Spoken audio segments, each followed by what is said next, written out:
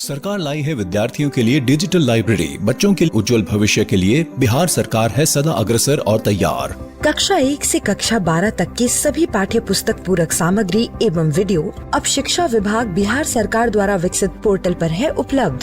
अध्ययन सामग्री देखने के लिए BEPCLOTS.bihar.gov.in पर विजिट करें अथवा एंड्रॉइड मोबाइल पर गूगल प्ले स्टोर से E-LOTS ऐप डाउनलोड करें। शिक्षकों, अभिभावकों एवं बच्चों से अनुरोध है कि इस ई-लाइब्रेरी का अधिक से अधिक लाभ उठाएं और अपनी पढ़ाई जारी रखें। इस वीडियो से हम सीखेंगे 5 अंकों तक की संख्याओं के सांख्यिक नाम, स्थानीय मान और प्रसारित रूप।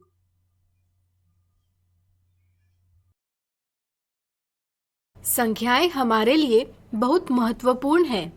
हमारे जीवन में ऐसी कई स्थितियां आती है जहां हम संख्याओं का प्रयोग करते हैं, जैसे गिनती के लिए, मापने के लिए, लेबल लगाने के लिए, समय दर्शाने के लिए और कई सारे। हम अंकों का प्रयोग कर कोई भी संख्या बना सकते हैं, जैसे किसी कक्षा में विद्यार्थियों की संख्या, शर्ट की कीमत, कंप्यूटर का मूल्य आदि। किसी संख्या को अंकों के रूप में व्यक्त करना कहलाता है संख्यांक यानी न्यूमरल। छोटी संख्याओं को आसानी से पढ़ा जा सकता है, लेकिन बड़ी संख्या को पढ़ पाना मुश्किल होता है। संख्याओं को आसानी से पढ़ने के लिए हम सूचकों यानी इंडिकेटर्स का प्रयोग करते हैं। सूचक दाएं से बाएं लिखे जाते हैं। कुछ सूचक है इकाई यानी वंस, दहाई यानी टेंस, 100 यानी हंड्रेड्स, हजारों यानी थाउजेंड्स, 10,000 यानी 10,000s, जिन्हें व्यक्त किया जाता है बड़ी लिपि के अक्षर O, T, H, TH और TTH से। इस संख्या को शब्दों में व्यक्त किया जाता है 56,423। जब भी संख्यांकों को लिखा जाता है, साधारणतः इनको बिना सूचकों के लिखा जाता है। ऐसे में बड़ी संख्याओं को पढ़ने और लिखने में कठिनाई उत्पन्न होती है। इस कठिनाई को आसान बनाने के लिए अल्पविराम यानी कॉमा सहायता प्रदान करते हैं। अल्पविराम का प्रयोग हजारों को प्रदर्शित यानी मार्क करने के लिए किया जाता है। इसके लिए अल्पविराम दाएं से तीसरे अंक के बाद लगाया जाता है। अब इस संख्या को देखें। भले यह संख्या बनी हो 5, 6, 4, 2 और 3 इन अंकों के प्रयोग से, लेकिन हर एक अंक का मान अलग अलग है। इस तरह संख्या के स्थानों पर निर्भर किसी अंक के मान को स्थानीय मान यानी प्लेस वैल्यू कहा जाता है। संख्या को अंकों के स्थानीय मानों के योग में व्यक्त किया जा सकता है। इन संख्याओं को इस तरह प्रसारित यानी एक्सपांड भी किया जा सकता है। इसे संख्या का प्रसारित रूप यानी एक्सपांडेड फॉर्म कहा जाता है। इस तरह से हमने इसके प्रत्येक अंक का मूल्य दिखाने के लिए संख्या का प्रसारण किया है। इस रूप से यह पता किया जा सकता है कि इस संख्या में 5 10,000 के समूह हैं, 6 1000 के समूह है, 4 100 के समूह है और 2 10 के समूह है और 3 इकाइयां हैं। कई सारे चिन्हों और संख्याओं को देख यहाँ कौन सी संक्रिया पहले करें, यह उलझन जरूर उत्पन्न होती है। इसे दूर करने के लिए कोष्ठकों का प्रयोग एक महत्वपूर्ण साधन है। यहाँ गुणन की संक्रिया पहले की जानी चाहिए। यह समझने के लिए हम गुणन की संक्रिया को कोष्ठकों में व्यक्त करेंगे। आज हमने सीखा 5 अंकों तक की संख्याओं के सांख्यिक नाम, स्थानीय मान और प्रसारित रूप।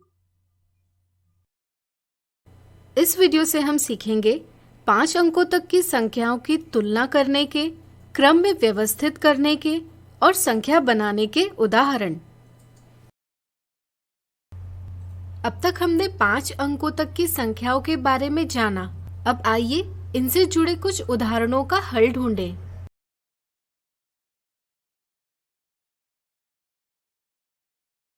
उदाहरण, यह अनिल की दुकान है। यहाँ मिठाइयों के कुछ डिब्बे हैं जिन्हें अनिल को किसी क्रम में व्यवस्थित यानी अरेंज करना है, लेकिन वह उलझन में है। इन्हें व्यवस्थित कैसे करें? क्या आप उसकी सहायता कर पाएंगे? यहाँ मिठाइयों के बक्सों का मूल्य यानी कॉस्ट अलग अलग है। इनके मूल्यों की तुलना यानी कंपैरिजन कर इन्हें व्यवस्थित किया जा सकता है। सबसे पहले हम जानेंगे कौन सी संख्या कितने अंकों से बनी है। जितने कम अंक उतनी छोटी संख्या, यानी कि 75 सबसे छोटी संख्या है। इसलिए हम 75 रुपए कीमत के सभी डिब्बे सबसे नीचे रखेंगे। अगर अंकों की संख्या समान हो तब संख्याओं के सबसे बाएं अंक की तुलना करेंगे, यानी कि स्थानीय मान यानी प्लेस वैल्यू की तुलना करेंगे। यहाँ 1 सबसे छोटा है, यानी कि उसका स्थानीय मान सबसे कम है, इसलिए 125 इन दोनों से छोटी संख्या है। आइए 125 मूल्य के सभी डिब्बों को 75 मूल्य के डिब्बों के ऊपर रखें। अब इन दोनों में देखा जाए तो सबका बायां अंक समान है, इसलिए हम उसके आगे वाले अंक की तुलना करेंगे। यह भी समान है, इसलिए हम उसके आगे वाले अंक की तुलना करेंगे। यहाँ 5, यह अंक 8 से छोटा है, इसलिए 215 218 से छोटी संख्या हुई। आइए 215 रुपए मूल्य के डिब्बों को इनके ऊपर व्यवस्थित करें। अब बचे 218 रुपए मूल्यों के बक्सों को सबसे ऊपर रखें। इस तरह से हमने छोटी संख्या से बड़ी संख्या तक व्यवस्थित यानी अरेंज कर आरोही क्रम यानी असेंडिंग ऑर्डर बनाया। अगर इसे ही उल्टा किया जाए यानी बड़ी संख्या से छोटी संख्या तक व्यवस्थित करें तो अवरोही क्रम यानी डिसेंडिंग ऑर्डर प्राप्त होगा। क्रम में देखकर अब अनिल की उलझन दूर हुई। अगला उदाहरण, 5, 0 और 2 से अंकों के बिना पुनरावृत्ति यानी रिपीटेशन किए 3 अंकों वाली संख्याएं बनाइए। अंकों को साथ रखकर हम संख्या बना सकते हैं, जैसे यहाँ हमने 502 ये संख्या बनाई। इस संख्या के अंकों का स्थानांतरण यानी शिफ्टिंग कर हम कुछ और संख्याएं बना सकते हैं, लेकिन हमें प्रतिबंध यह दिया है कि संख्याएं 3 अंकों वाली होनी चाहिए। क्या यहाँ से सभी 3 अंकों वाली संख्याएं हैं? इनमें 025, 052 ये दोनों 3 अंकों वाली संख्याएं नहीं हैं। ऐसा क्यों? क्योंकि किसी संख्या के पहले 0 लिखे जाने से संख्या के मान में कोई बदलाव नहीं होता, यानी 25 और 52 दोनों 2 अंकों वाली संख्याएं ही है। इस तरह से दिए अंकों से सिर्फ यही 3 अंकों वाली संख्याएं बना सकते हैं।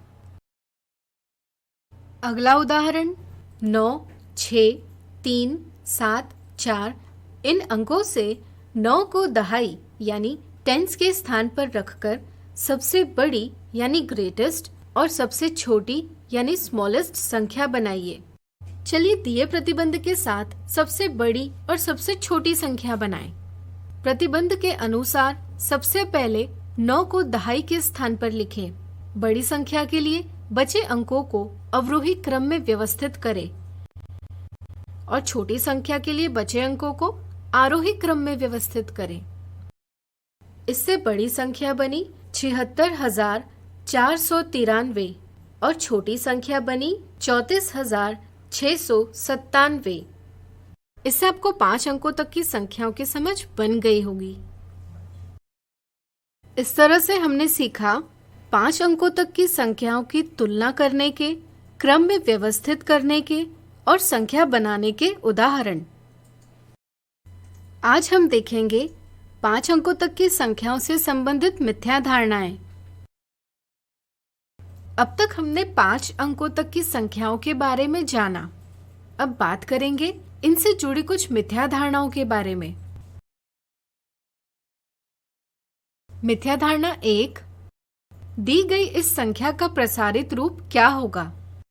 प्रसारित रूप क्या होता है, इस समझ में उलझन के चलते संख्या का 8 धन 6 धन 6 धन 1 धन 8 ऐसे गलत प्रसारण किया जाता है। अगर इसे ऐसे लिखे तो इसका मान होगा 29, जो कि गलत है।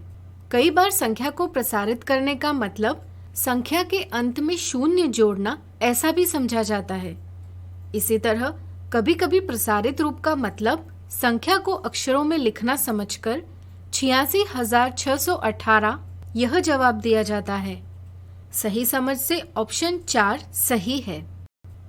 इस मिथ्या धारणा को दूर करने के लिए यह समझना जरूरी है कि इस संख्या में 10,000 8 बार है, 1,000 6 बार है, 100 6 बार है, 10 1 बार तथा 1 8 बार है। मिथ्या धारणा 2, यदि 35,214 और 42,302 में 2 इस अंक की तुलना करे तो निम्न कथन में से कौन सा कथन सही है? सांख्यिक मान को न समझने के कारण 100 के स्थान के 2 को इकाई के स्थान के 2 के बराबर समझा जाता है। यह गलत समझ है।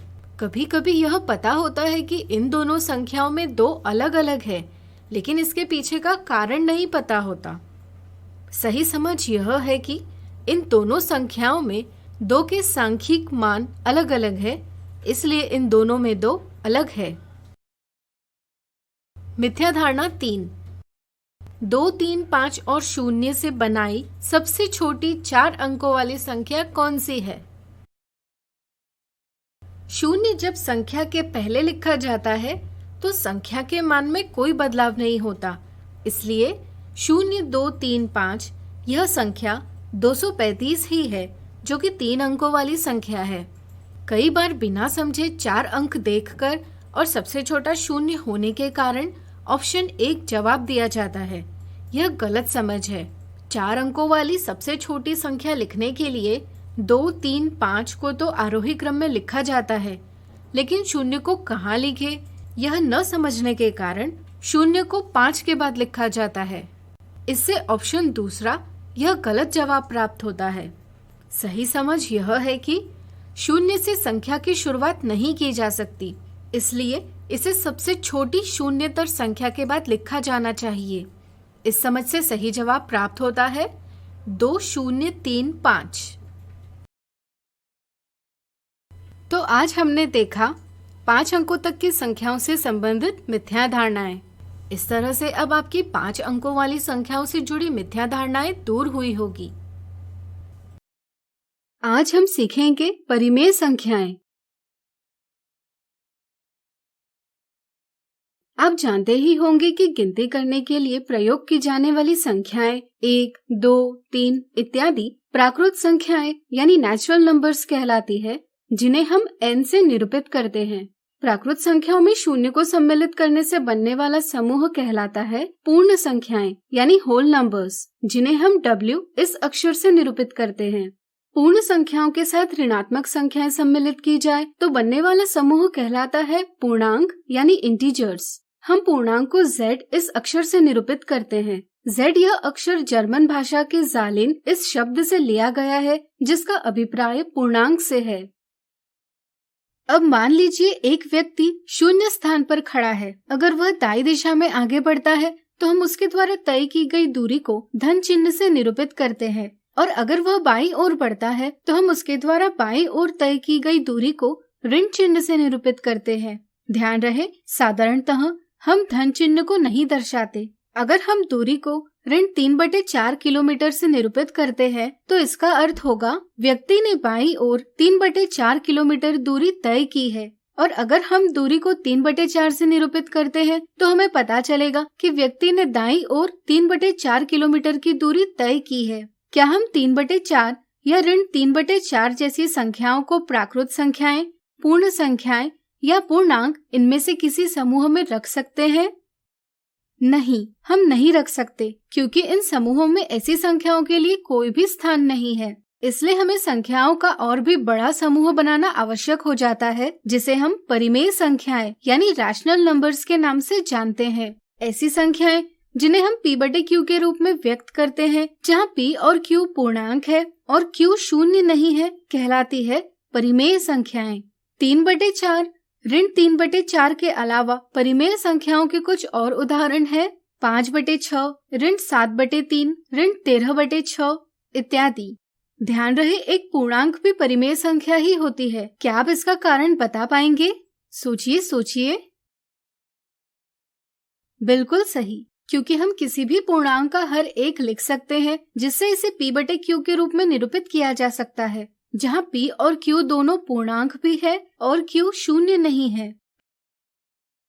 अब चलिए परिमेय शब्द की उत्पत्ति की बात करें। परिमेय यानी रैशनल शब्द की उत्पत्ति रेशियो यानी अनुपात से होती है। जैसे 2:5 यह एक अनुपात है। इसी को हम भाग के रूप में 2/5 भी लिख सकते हैं, जिससे यह p/q के रूप में दर्शाया जा सकता है। इसी के साथ हम यह भी समझ सकते हैं कि परिमेय संख्याएं दो पूर्णांकों का भागफल यानी कोशेंट भी है। इसलिए हम परिमेय संख्याओं के समूह को q से व्यक्त करते हैं। क्या 1.3 एक परिमेय संख्या है? सोचिए।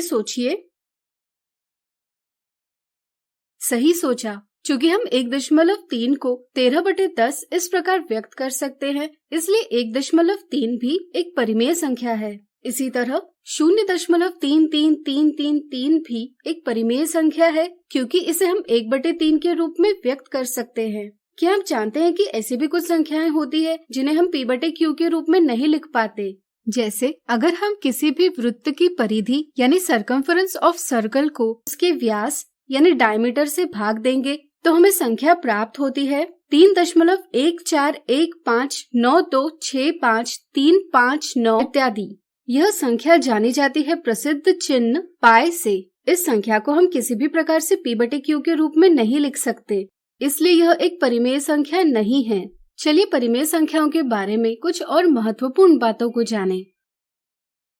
किसी परिमेय संख्या p/q में p कहलाता है अंश और q कहलाता है हर। जब अंश p और हर q दोनों धनात्मक या दोनों ऋणात्मक हो, तब परिमेय संख्या कहलाती है धनात्मक परिमेय संख्या। जैसे 2/5 एक धनात्मक परिमेय संख्या है। इसी तरह ऋण 2/5 भी एक धनात्मक परिमेय संख्या है, क्योंकि ऋण 2/5 को हम ऋण 2 विभाजित ऋण 5 लिख सकते हैं और किन्हीं दो ऋणात्मक संख्याओं का विभाजन धनात्मक होता है। इसलिए ऋण 2/5 बराबर 2/5। इसलिए हम कहते हैं कि ऋण 2/5 भी एक धनात्मक परिमेय संख्या है। अगर किसी परिमेय संख्या का अंश ऋणात्मक पूर्णांक हो और हर धनात्मक पूर्णांक हो, या अगर किसी परिमेय संख्या का अंश धनात्मक पूर्णांक हो और हर ऋणात्मक पूर्णांक हो, तो ऐसी संख्या एक ऋणात्मक परिमेय संख्या कहलाती है। संक्षेप में, किसी परिमेय संख्या के अंश और हर दोनों में से कोई एक ऋणात्मक पूर्णांक हो, तो ऐसी संख्या एक ऋणात्मक परिमेय संख्या कहलाती है। क्या परिमेय संख्या p/q में q बराबर 0 हो सकता है? सोचिए। बिल्कुल सही। जब q बराबर 0 होगा, तब संख्या का मान प्राप्त नहीं किया जा सकता, या हम कहेंगे कि संख्या परिभाषित नहीं की जा सकती। इसलिए किसी भी परिमेय संख्या का हर 0 नहीं हो सकता, यानी कि q का मान 0 नहीं हो सकता। किसी भी परिमेय संख्या को हम बराबर मान वाली दूसरी परिमेय संख्या में परिवर्तित कर सकते हैं। क्या आप बता सकते हैं यह हम कैसे करेंगे? विचार करें। यह तुल्य भिन्न प्राप्त करने जैसा ही है। अगर हम किसी परिमेय संख्या के अंश और हर दोनों को एक ही शून्यतर संख्या से गुणा या विभाजित करें, तो हमें इसके बराबर मान वाली परिमेय संख्या प्राप्त होती है। ऐसी परिमेय संख्याएं जिनका मान बराबर हो, एक दूसरे की समतुल्य यानी इक्विवेलेंट या तुल्य कही जाती है। इस तरह से अब आप परिमेय संख्याएं क्या होती है और इनकी तुल्य कैसे प्राप्त करते हैं, यह जान गए होंगे। तो आज हमने सीखा परिमेय संख्याएं। अगले वीडियो में इनके उदाहरणों को हल करेंगे। आज हम देखेंगे परिमेय संख्याओं के उदाहरण।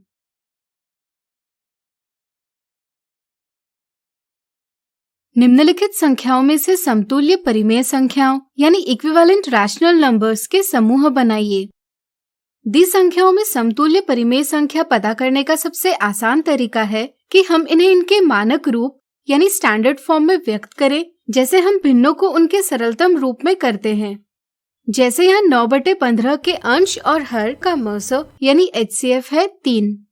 अगर हम 9 और 15 दोनों को मस 3 से विभाजित करें तो हमें परिमेय संख्या 9/15 का सरलतम रूप प्राप्त होगा 3/5। इसी तरह अगर हम 6/4 के अंश 6 और हर 4 को इनके मस 2 से विभाजित करें तो हमें 6/4 का सरलतम रूप प्राप्त होगा 3/2। 3/5 के अंश और हर में 1 के अलावा कोई और गुणनखंड उभयनिष्ठ नहीं है, इसलिए इनका मस है 1, यानी कि यह परिमेय संख्या अपने सरलतम रूप में है। 9/6 के अंश और हर का मस है 3। अगर हम 9/6 के अंश 9 और हर 6 को इनके मस 3 से विभाजित करें तो हमें 9/6 का सरलतम रूप प्राप्त होगा 3/2। सरलतम रूपों को देखकर अब यह कहा जा सकता है कि 9/15 बराबर 3/5 और 6/4 बराबर 9/6। इस प्रकार दी संख्याओं में समतुल्य परिमेय संख्याओं का एक समूह होगा 9/15 3/5 और दूसरा समूह होगा 6/4 9/6। अगला उदाहरण, ऋण 2/3 से समतुल्य 3 परिमेय संख्याएं ज्ञात कीजिए। किसी परिमेय संख्या की समतुल्य परिमेय संख्या ज्ञात करने के लिए हम अंश और हर दोनों को एक ही शून्यतर संख्या से विभाजित या गुणा करते हैं। जैसे यहाँ किसी संख्या से गुणा करना आसान होगा। ऋण 2/3 के अंश और हर दोनों को 2 से गुणा करने पर प्राप्त परिमेय संख्या ऋण 4/6 2/3 के समतुल्य परिमेय संख्या होगी। इसी तरह ऋण 2/3 के अंश और हर दोनों को 3 से गुणा करने पर हमें ऋण 2/3 की तुल्य परिमेय संख्या प्राप्त होगी ऋण 6/9। हम ऋण 2/3 के अंश और हर दोनों को ऋण 4 से भी गुणा कर सकते हैं। इससे हमें ऋण 2/3 बराबर 8/12 प्राप्त होगा और इसका हर धनात्मक पूर्णांक करने के लिए हम इसके अंश और हर दोनों को ऋण 1 से गुणा करेंगे। प्राप्त परिणाम ऋण 8/12 भी ऋण 2/3 की एक समतुल्य परिमेय संख्या है। अतः ऋण 2/3, ऋण 4/6, ऋण 6/9, ऋण 8/12 इत्यादि परिमेय संख्याएं समतुल्य है क्योंकि ये आपस में परस्पर बराबर है। अगला उदाहरण, निम्नलिखित संख्याओं को धनात्मक और ऋणात्मक परिमेय संख्याओं में वर्गीकृत कीजिए। जैसा कि हमने सीखा है कि यदि किसी परिमेय संख्या के अंश और हर दोनों धनात्मक पूर्णांक या दोनों ऋणात्मक पूर्णांक होंगे तो ऐसी संख्या एक धनात्मक परिमेय संख्या होती है। जैसे यहाँ 7/11 ऋण 32/54 धनात्मक परिमेय संख्याएं हैं।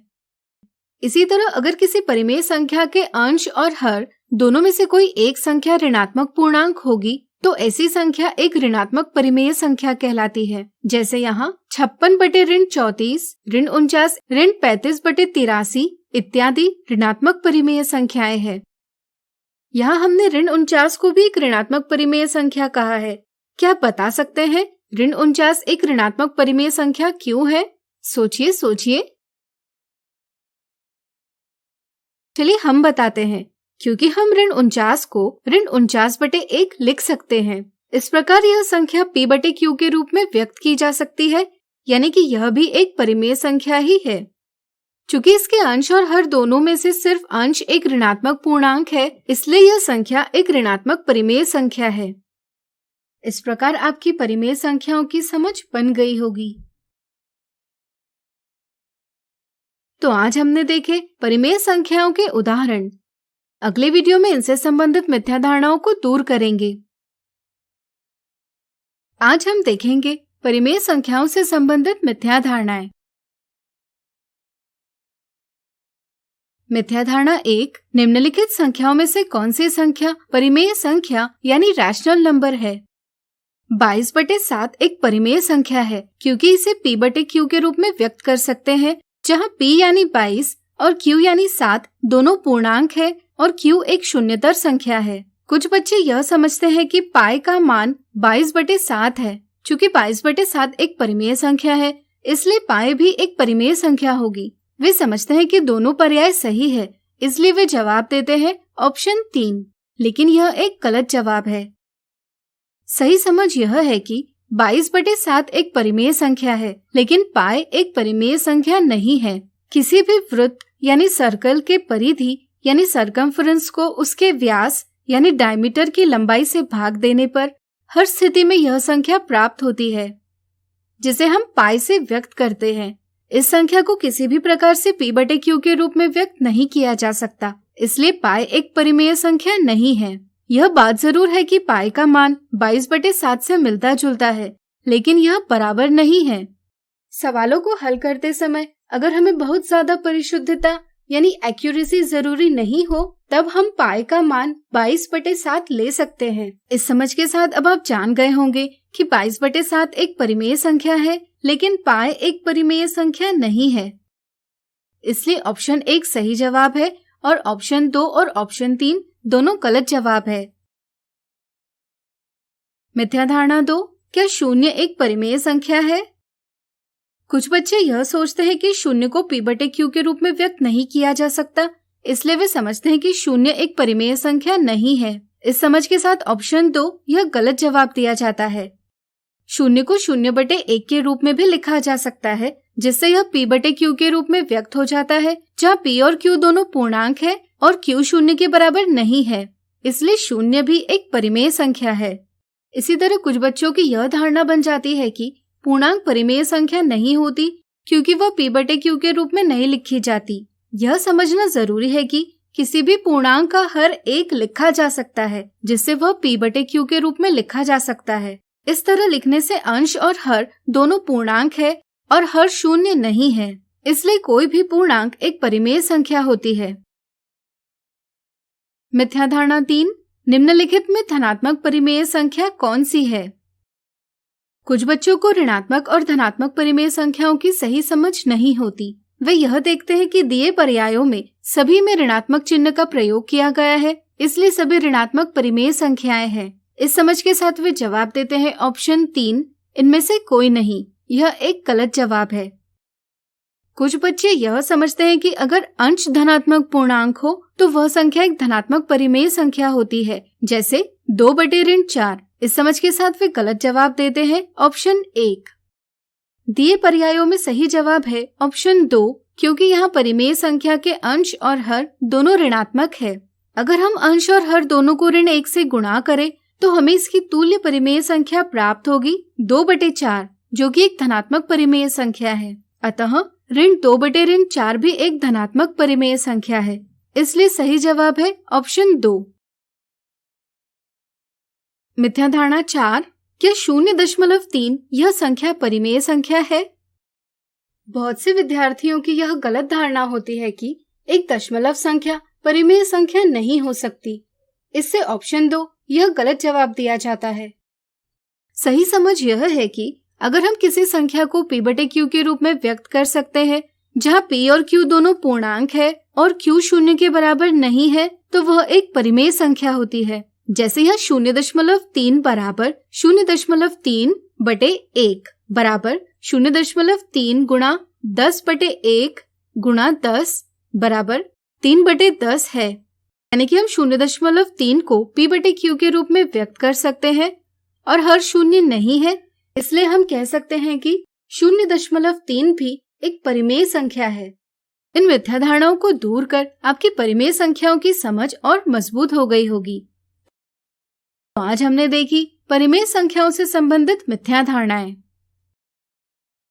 आज हम सीखेंगे परिमेय संख्याओं का मानक रूप और इनका संख्या रेखा पर निरूपण।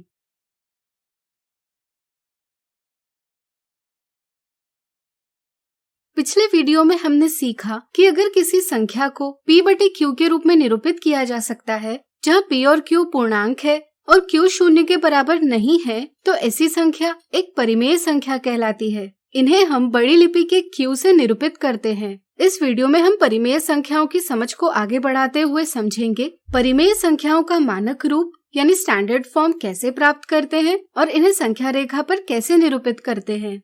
तो आइए पहले हम समझेंगे परिमेय संख्याओं का मानक रूप कैसे प्राप्त करें।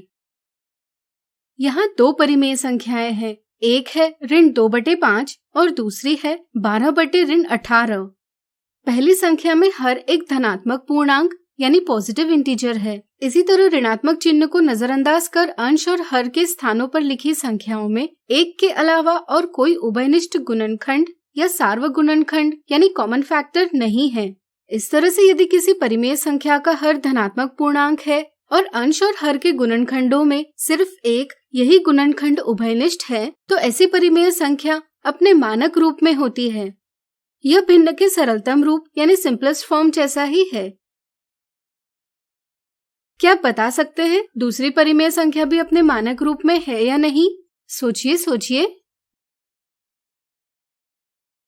बिल्कुल सही, इस संख्या का हर धनात्मक नहीं है और इसके अंश और हर के गुणनखंडों में एक के साथ साथ 2 और 3 भी उभयनिष्ठ गुणनखंड है, इसलिए 12/18 अपने मानक रूप में नहीं है। अगर हमें इसे अपने मानक रूप में लाना होगा तो पहले हमें इसका हर धनात्मक करना होगा। क्या आप बता सकते हैं यह हम कैसे करेंगे?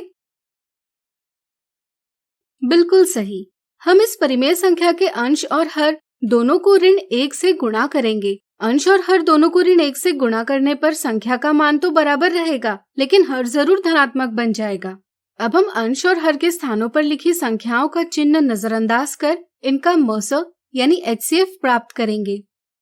इसके लिए हम 12 और 18 का अभाज्य गुणनखंडन यानी प्राइम फैक्टराइजेशन करेंगे। दोनों में उभयनिष्ठ गुणनखंडों के गुणन से हमें इनका मस प्राप्त होगा 6। अब हम 12 और 18 दोनों को इनके मस 6 से विभाजित करेंगे, जिससे हमें परिमेय संख्या प्राप्त होगी ऋण 2/3। यह 12/18 का मानक रूप है।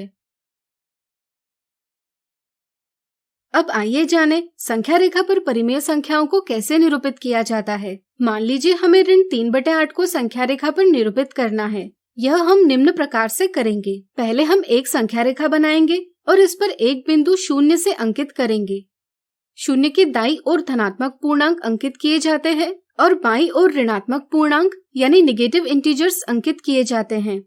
तो बताइए हम ऋण 3/8 को 0 के कौन सी दिशा में अंकित करेंगे? बिल्कुल सही, चूंकि ऋण 3/8 ऋणात्मक परिमेय संख्या है, इसलिए इसे 0 के बाईं ओर अंकित करेंगे। अगर हम चिन्ह के बिना अंश और हर की तुलना करें तो यह पता चलता है कि अंश हर से छोटा है, यानी कि 3/8 इकाई से छोटी दूरी है। इसलिए हम कह सकते हैं कि ऋण 3/8 का स्थान 0 और ऋण 1 के बीच होगा। अब हम देखते हैं कि इस परिमेय संख्या का हर 8 है, इसलिए हम 0 और ऋण 1 तक की दूरी के 8 बराबर भाग करेंगे। परिमेय संख्या का अंश ऋण 3 है। यह ऋण चिन्ह से पता चलता है कि हमें 0 के बाईं ओर चलना है और 3 से पता चलता है कि 3 कदम चलना है। इस तरह ऋण 3 के लिए हम 0 के बाईं ओर 3 कदम चलेंगे। ऐसा करने पर हम जिस बिंदु पर पहुंच जाएंगे वह होगा ऋण 3/8। इस प्रकार हम ऋण 3/8 को संख्या रेखा पर निरूपित करते हैं। चलिए इसे एक और उदाहरण से समझें। मान लीजिए हमें 27/12 को संख्या रेखा पर निरूपित करना है। यह हम निम्न प्रकार से करेंगे।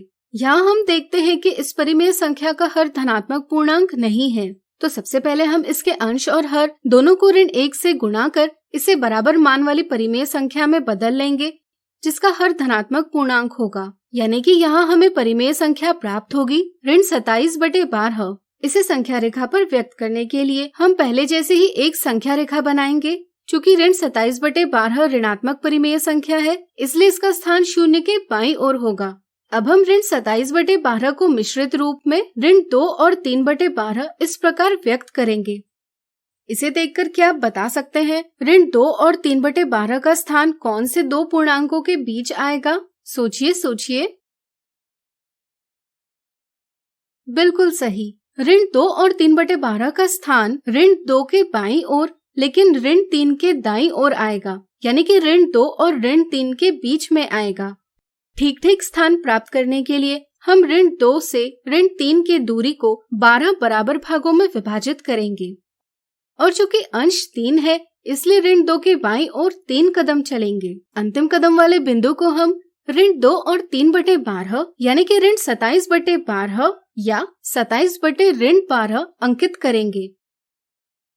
इस तरह से अब आप समझ ही गए होंगे कि कैसे हम परिमेय संख्याओं का मानक रूप प्राप्त करते हैं और कैसे इन्हें संख्या रेखा पर निरूपित करते हैं। तो आज हमने सीखा परिमेय संख्याओं का मानक रूप और इनका संख्या रेखा पर निरूपण। अगले वीडियो में कुछ उदाहरणों से इन्हें और अच्छे से जानेंगे। आज हम देखेंगे परिमेय संख्याओं से संबंधित निम्नलिखित अवधारणाओं के उदाहरण, परिमेय संख्याओं का मानक रूप और परिमेय संख्याओं का संख्या रेखा पर निरूपण।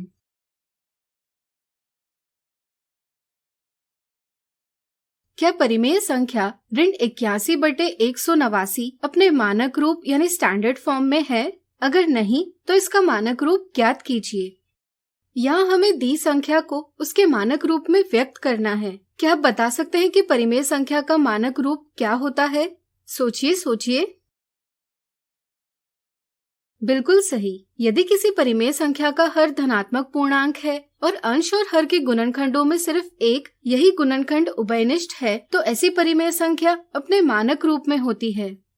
हम देखते हैं कि ऋण 81/189 का हर 189 पहले से धनात्मक पूर्णांक है, इसलिए यहाँ हमें अंश और हर दोनों को ऋण 1 से गुणा करना आवश्यक नहीं।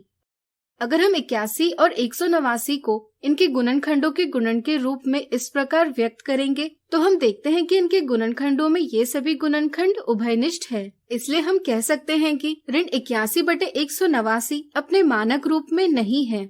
तो आइए इस परिमेय संख्या का मानक रूप ज्ञात करें। पहले हम 81 और 189 के उभयनिष्ठ गुणनखंडों का गुणन कर इनका मसब प्राप्त कर लेंगे, जो आएगा 27। दोनों के उभयनिष्ठ गुणनखंडों के गुणन में हमें इनका मसब यानी HCF प्राप्त होगा 27। अब हम अंश ऋण 81 और हर 189 दोनों को इनके मसब 27 से विभाजित करेंगे। इससे हमें परिमेय संख्या प्राप्त होगी ऋण 3/7। यह ऋण 81/189 का मानक रूप है। ऋण 81/189 का मानक रूप प्राप्त करने की एक और विधि है, जिसमें हम विभाज्यता के नियमों का प्रयोग करते हैं।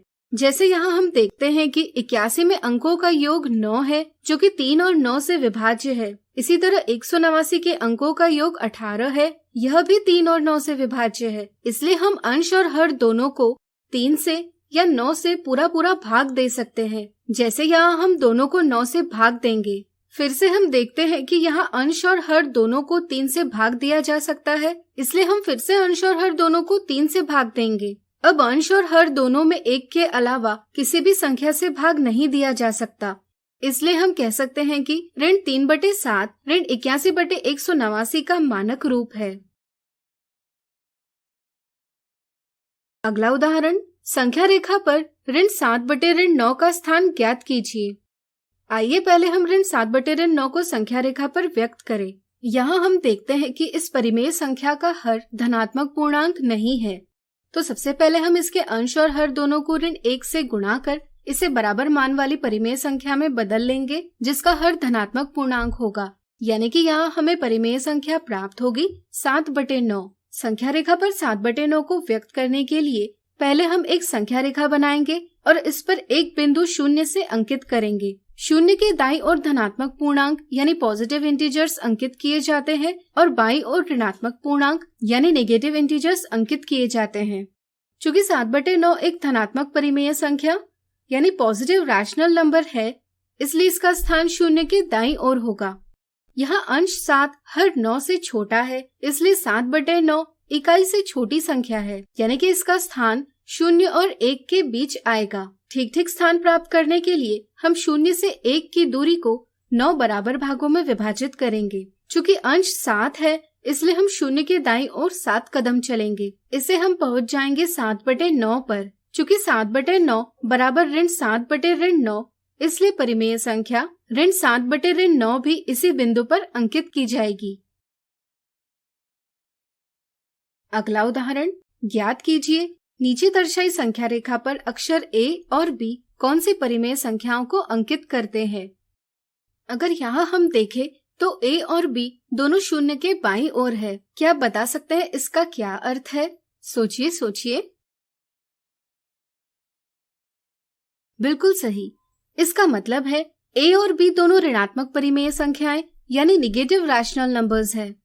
हम देखते हैं कि यहाँ इकाई दूरियों को 6 बराबर भागों में विभाजित किया है। इस तरह से हम कह सकते हैं कि A और B दोनों का हर 6 होगा। चूंकि B का स्थान 0 के बाईं ओर 9वें भाग पर है, इसलिए हम कह सकते हैं कि B का अंश ऋण 9 है। इस तरह से B अक्षर परिमेय संख्या ऋण 9/6 को निरूपित करता है। इसी तरह A का स्थान 0 के बाईं ओर 15वें भाग पर है, इसलिए हम कह सकते हैं कि A का अंश ऋण 15 है। इस तरह से A अक्षर परिमेय संख्या ऋण 15/6 को निरूपित करता है। इसे ही हम ऋण 2 और 1/2 इस प्रकार भी लिख सकते हैं। इस तरह से आज हमने देखे परिमेय संख्याओं से संबंधित निम्नलिखित अवधारणाओं के उदाहरण। अगली वीडियो में इनसे जुड़ी कुछ साधारण गलतियां देखेंगे। आज हम देखेंगे परिमेय संख्याओं के मानक रूप और संख्या रेखा पर निरूपण से संबंधित कुछ साधारण गलतियां। परिमेय संख्याओं का मानक रूप यानी स्टैंडर्ड फॉर्म प्राप्त करते समय अक्सर बच्चे कुछ साधारण गलतियां करते हैं। आइए इन्हें समझें।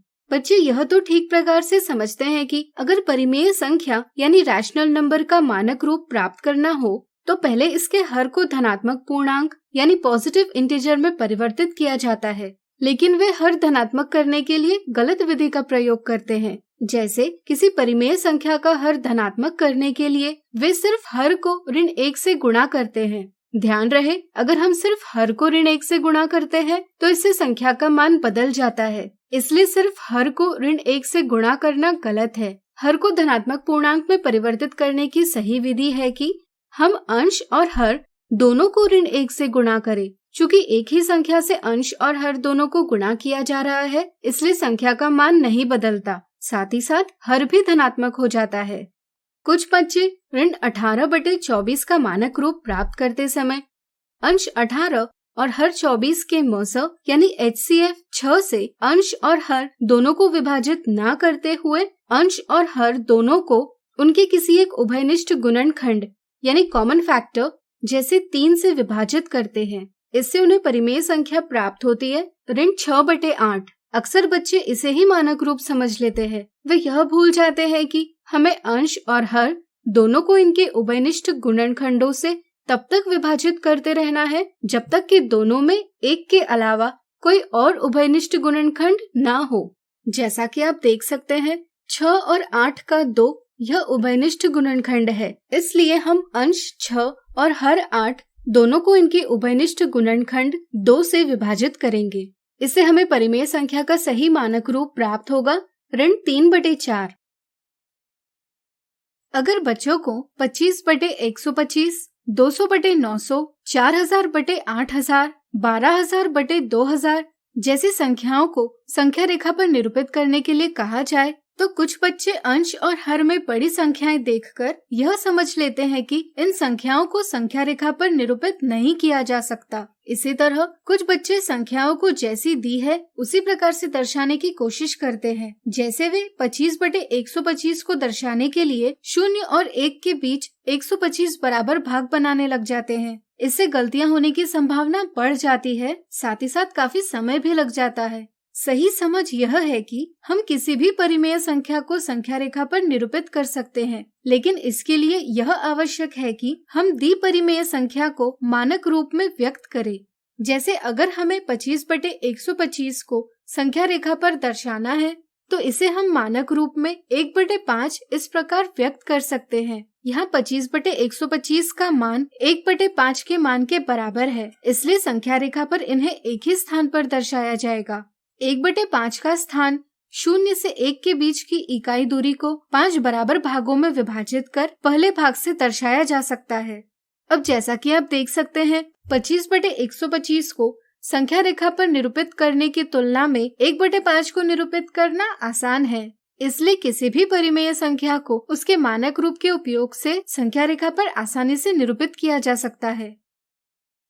क्या आप इन संख्याओं को संख्या रेखा पर निरूपित कर पाएंगे? स्वयं प्रयास कीजिए।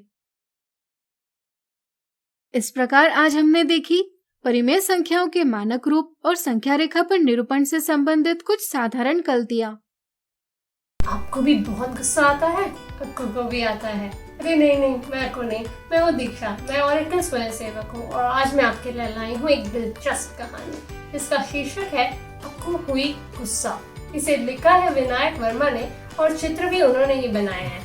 इसका हिंदी में अनुवाद किया है मधुबाला जोशी ने। ये प्रथम बुक्स प्रकाशन की पेशकश है। इस कैंपेन का नाम है एक दिन एक कहानी। तो आइए चलिए देखते हैं अक्कू को गुस्सा क्यों आया और अगर हमें भी इतना गुस्सा आए तो क्या करें। स्कूल की घंटी बजी, छुट्टी की घंटी। सारे बच्चे शोर मचाने लगे, बस अक्कू को छोड़कर। वो बहुत गुस्से में थी। फिर जब स्कूल खत्म होने के बाद पिताजी रोज की तरह साइकिल पर उसे लेने आए और जब सूरजमुखी के खेतों से उनकी साइकिल गुजरी तो पिताजी ने बोला, अक्कू देखो कितने सुंदर सूरजमुखी के फूल हैं। ये बहुत पीले हैं, इससे मेरी आंखें चौंधिया जाएगी। अक्कू चिड़चिड़ाई, वो बहुत गुस्से में थी। अक्कू देखो जरा बंदरों को तो देखो। अप्पा ने उनके घर की छत की तरफ इशारा करते हुए देखा। छी बदमाश बंदर, छू छू जाओ भागो शू। अक्कू ने बोला, लो थोड़ी सी छाछ पी लो। अप्पा बोले, मुझे नहीं पीनी छाछ वाछ। थोड़ी सी तो पी लो, अप्पा बोले। फिर अक्कू ने छाछ का एक घूंट लिया। अरे ये छाछ तो बिल्कुल बुरी नहीं है, उसने सोचा। एक घूंट और ऐसा करते करते सारा गिलास खाली हो गया। लो अक्कू थोड़ा सा बड़ा खा लो, अप्पा बोले। ओफो मुझे नहीं खाना। अक्कू खींची, बस थोड़ा सा। अच्छा ठीक है, अक्कू ने कहा और जरा सा बड़ा खा लिया। अरे ये तो बहुत अच्छा है। उसने थोड़ा सा और खाया, नन्ना सा गा और ऐसे करते करते प्लेट खाली हो गई। शाबाश अच्छी बच्ची, अप्पा ने बोला। अब मुझे बताओ तुम इतनी गुस्से में क्यों हो? नहीं कुछ नहीं, अक्कू ने कहा। मेरी वजह से गुस्से में हो? नहीं। अम्मा की वजह से? नहीं। तो क्या स्कूल में कुछ हुआ? शायद। अच्छा अक्कू ऐसा करो, तुम्हारे साथ जो कुछ भी हुआ क्या तुम उसका चित्र बना सकती हो? अप्पा ने पूछा। ये लो एक बढ़िया सा कागज और कुछ रंग। अक्कू ने सोचा और वो चित्र बनाने लगी। अक्कू ने थोड़ा सोचा और उसने एक ईंट बनाई। ये है वो ईंट, मैं सुबह इससे टकराकर गिर गई थी। अक्कू ने कहा, ये बहुत ही बेकार ईंट है, इससे ठोकर खा के मैं गिर गई। ठीक कहा तुमने, ये तो बहुत ही बेकार ईंट है, अप्पा ने बोला। फिर उसने एक लड़के का चित्र बनाया। ये बिक्कू है, बहुत ही बुरा लड़का है। जब मैं गिर गई थी तो ये मुझ पे हंस रहा था। अरे बहुत बुरा लड़का है ये, अप्पा बोले। कोई गिर जाता है तो उस पर हंसना नहीं चाहिए, बुरी बात है। फिर उसने एक इडली की तस्वीर बनाई। ये मेरी इडली है, अप्पू ने बताया। जब मैं गिर गई थी तो ये मेरे टिफिन बॉक्स से गिर गई और सब हंसने लगे। और उसके बाद उसने एक कौवे की तस्वीर बना दी। उसने कहा कि ये कौवा बहुत बदमाश है, जब मेरी इडली गिरी तो ये उसे लेकर उड़ गया। अरे बहुत ही भूखा रहा होगा, अप्पा ने कहा। और अक्कू ने फिर उसके बाद अपनी एक टीचर की तस्वीर बनाई। बोली, ये मेरी टीचर है अमला मिस। जब मैं गिर गई तो इन्होंने मेरी मदद की और फिर मुझे गले लगा लिया। ये तो उन्होंने बहुत ही अच्छा किया, अप्पा बोले। फिर उन्होंने मेरे गाल पर चुटकी काटी, अक्कू ने बताया। मुझे बिल्कुल अच्छा नहीं लगता कोई मेरे गाल पर चुटकी काटे। ओहो, गले पर चुटकी काटने पे तुम्हें तकलीफ हुई होगी ना? थोड़ी सी, लेकिन मैं ठीक हूँ। चलो अच्छा है, अप्पा बोले। उसके बाद अप्पा ने बताया, अरे देखो अक्कू, तुमने कितने बढ़िया चित्र बनाए हैं। तुम वास्तव में एक कलाकार हो। क्या तुम अपनी अम्मा के लिए भी कुछ अच्छा सा बना सकती हो? ठीक है, अक्कू बोली। उसने एक चित्र बनाया। यह एक छोटा सा सफेद चूहा है और एक चित्र बनाया और कहा ये एक नाव है। ऐसे करते करते उसने एक के बाद एक बहुत सारे चित्र बना दिए। ये नारियल का पेड़ है और ये सूरजमुखी का फूल और ये आपकी साइकिल है अप्पा, और एक कुत्ता भी बनाया और ये रहा एक मेंढक। थोड़ी ही देर में अक्कू उस बेकार सी ईंट को भूल गई जिससे वो टकराकर गिरी थी और उस बदमाश लड़के को भी जो उस पर हंस रहा था और इडली चुराने वाले बदतमीज कौवे को भी। और तो और वो ये भी भूल गई कि वो गुस्से में थी। तो इसी तरह से अगर आप भी गुस्से में हो तो ये 10 चीजें करें। जोर जोर से हंसें और हवा में अपनी बाहें फैलाएं, उछले कूदें, धीरे धीरे, बहुत धीरे धीरे सांस अंदर लें और बाहर छोड़ें। थोड़ा पानी या छाछ पी लें, फल का एक टुकड़ा खाएं या जरा सा गुड़। किसी बड़े व्यक्ति को बताएं कि आप कैसा महसूस कर रहे हैं। इसकी ड्राइंग बनाएं या इसमें रंग भरें। मिट्टी के ढेर से खेलें। अपने गुस्से के बारे में एक गीत भी बना सकते हैं, फिर ऊंची आवाज में गाएं, बंदर की तरह नाचें। तो ये थी अक्कू और उसके भयंकर गुस्से की कहानी। मैं आशा करती हूँ कि अगर आपको भी कभी इतना गुस्सा आए तो ये कुछ बातें आपकी सहायता करेंगी। आइए अब साथ मिलकर थोड़ा दिमाग चलाते हैं। क्या आपको इन सवालों के जवाब मालूम है? पहला सवाल, इस कहानी में कौन कौन से जानवर और पक्षी की बात की गई है? दूसरा सवाल, आपको याद है अक्कू ने सूरजमुखी के फूल देखे थे? सूरजमुखी बाकी फूलों से अलग क्यों है और इसमें और क्या क्या अद्भुत खूबियां हैं? तीसरा सवाल, अब मैं आपको कुछ शब्द बताऊंगी। ये शब्द आपने कहानी में भी सुने होंगे। आप मुझे इन शब्दों के विपरीत शब्द बता सकते हैं? पहला शब्द खुशी, दूसरा शब्द खाली, तीसरा शब्द बदमाश, चौथा शब्द शोर। अगर आपको इन सवालों के जवाब पता है तो मुझे जरूर बताएं। अब अंत में मैं आपको ये बताना चाहूंगी कि आप घर में बैठे अक्कू के अप्पा की मूंछों जैसा ये खिलौना अपने लिए कैसे बना सकते हैं। इसके लिए आपको चाहिए एक खाली कागज, ये किसी भी आकार का हो सकता है, एक कैंची, एक टेप, पेंसिल या पेन और एक डंडी। ये डंडी आप अपने घर में पड़े सीख के झाड़ू से भी ले सकते हैं। तो सबसे पहले आप अपने कागज को इस तरह से मोड़ लें और फिर इस पर पेंसिल या पेन से मूंछ की एक तरफ को बनाएं।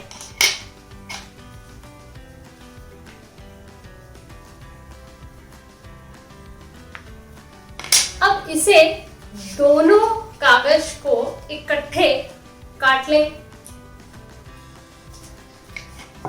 काटने के बाद ये कुछ इस तरीके का दिखेगा और अगर आप इसे खोलेंगे तो ये दोनों तरफ की मूंछ बन जाएगी। आप अपने कागज को काले रंग से रंग सकते हैं। मेरे पास पहले से ही काला कागज पड़ा था। इसे लें और अपनी डंडी को लें। इसे इस मूंछ के टुकड़े को इस डंडी पर यहाँ पर ऐसे टेप के एक टुकड़े से चिपका दें। जब ये इस डंडी से चिपक जाएगा और तो आप इसे ऐसे पकड़कर खेल सकते हैं और ले आपका खिलौना तैयार है। मुझे सुनने के लिए धन्यवाद। फिर मिलते हैं।